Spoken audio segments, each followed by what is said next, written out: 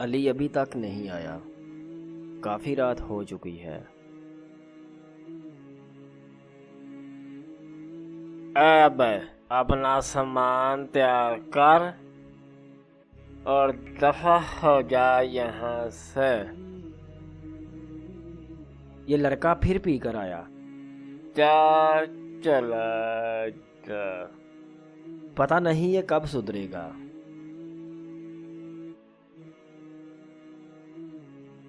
सुबहान अल्लाह, सुबहान अल्लाह, सुबहान अल्लाह, सुबहान अल्लाह। अली हाथ में क्या है?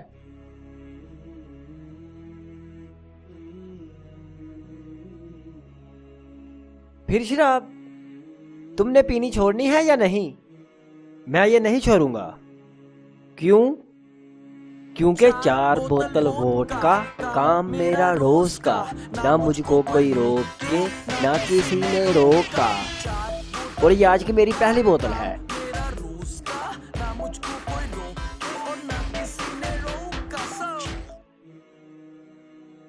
ये लड़का नहीं सुधरेगा। क्या करूं मैं इसका?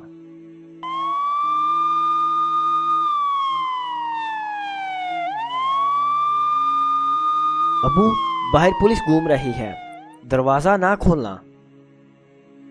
तुम्हें पुलिस से डर लगता है लेकिन अल्लाह से नहीं। जब इस शराब की वजह से तुम्हें अजाब दिया जाएगा तो क्या करोगे? मुझे माफ कर दो। मैं आज के बाद कभी शराब नहीं पीऊंगा।